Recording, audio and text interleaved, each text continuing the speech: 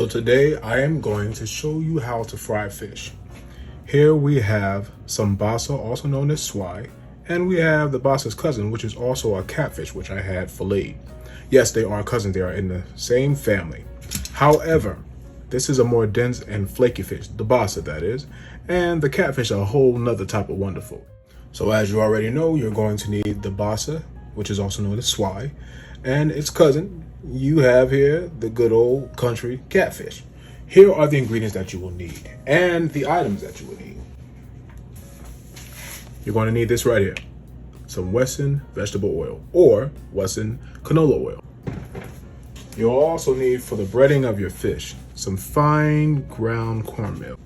You need this right here, good old cast iron skillet. Fry those babies up in that. You'll need this right here, some Badia complete seasoning, Badia or Badia complete seasoning.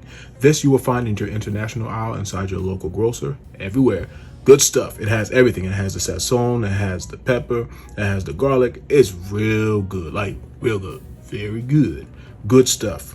It's right over there in the same aisle, international aisle, next to like where the dry beans are and like the arroz, which is rice, and you'll find it over there. Get this right here, good stuff. And if you feel a little bit country like me, you'll need this right here. Some Frank's Red Hot sauce, and believe it or not, some yellow mustard. This is not French's, which I normally use, but a generic yellow mustard will work. You mix these two together and put that on your crunchy fried fish. Listen, slam it. Real good, real good. Start by pouring some of that good old vegetable oil inside the pan. We're going to fill it up about half of the way. You're not going to fill it up all the way. You don't want your fish to be submerged. So fill it up. Let it get good and piping hot, because you can't fry a crunchy fish with a lukewarm oil. It ain't gonna be good. Just saying. First things first, let's go ahead and season up our fish. Your basa and your catfish. Hit it with this right here, complete seasoning.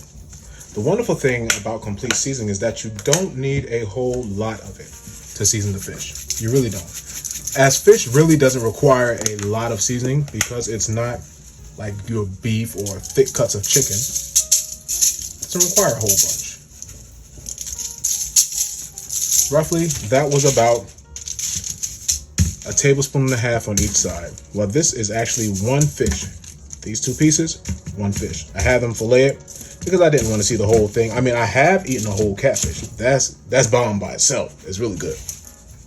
Either it was like Tom and Jerry where they had the bone left on the fish. Yeah, I did that. Great. And there we go. Our fish is seasoned. That's the wonderful thing about complete seasoning. You don't need anything else. All you need is that. Good stuff. I like to massage the seasoning into the fish. Any meats that I make, you know. Just give it a little tenderness. Try a little tenderness with the fish. You know what I mean? Let that seasoning just get sopped all up in there. Do it like this. Do it like this. You want everything to be in it. Every nook and every cranny of this fish to have that wonderful complete seasoning in it. Oh, that's great. Voila. Our grease is nice and hot. Rippling all up inside that skillet. Don't believe me? Watch this. Yeah. If your cornmeal does that, it disintegrates inside that hot grease, you can get the burning with it. Now you can begin to coat your fish with this.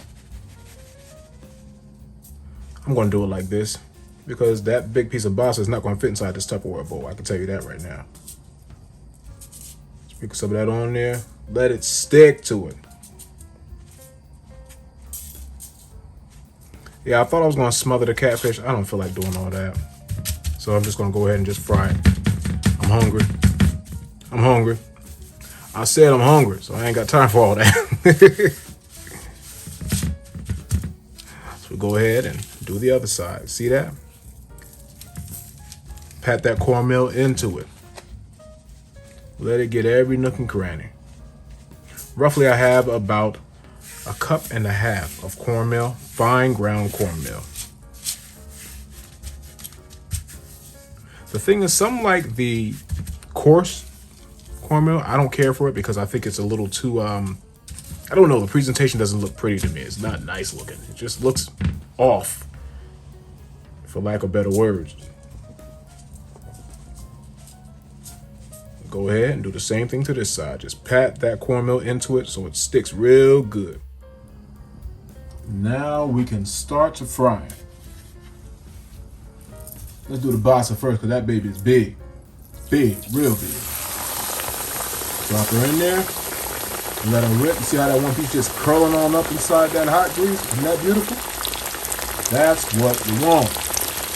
Cook this up until they're golden brown. Fry it on one side for about a good 3 minutes. Fish doesn't take long to cook. Fry it on one side for about 3 minutes, then flip that bad baby over. You're probably gonna need a spatula and a spoon to flip it because it's a big piece of fish.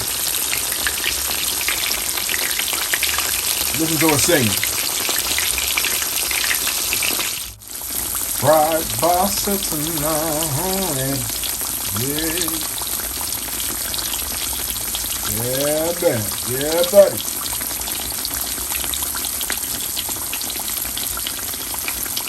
Very good. As you can see, we done flipped it over on one side, looking golden and crisp all up on that side.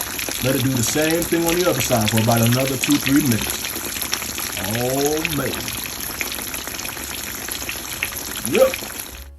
Got the basa out of there, and let's go ahead and drop that cousin in there. Drop that catfish in there. Oh, yeah. I'm going to put them in 2 pieces at a time. It's actually a 1 whole catfish, but it's 2 pieces because they filleted it. So I'm going to put the 1 catfish in, then I'll do the other. Let's go. Ooh, look at it, just curling all up. She's saying, hey guys. We're going to let this go ahead and curl up a little bit more, then we'll flip it over. 2 minutes on each side because they're thinner than the basa. Time to drop that second fish in there. Here we go. 1 and 2. All right, and so here is your fried basa, aka swai, and its cousin right here, the fried catfish. You got your mustard and hot sauce mixture, and you got your homemade tartar sauce. Dig right on in.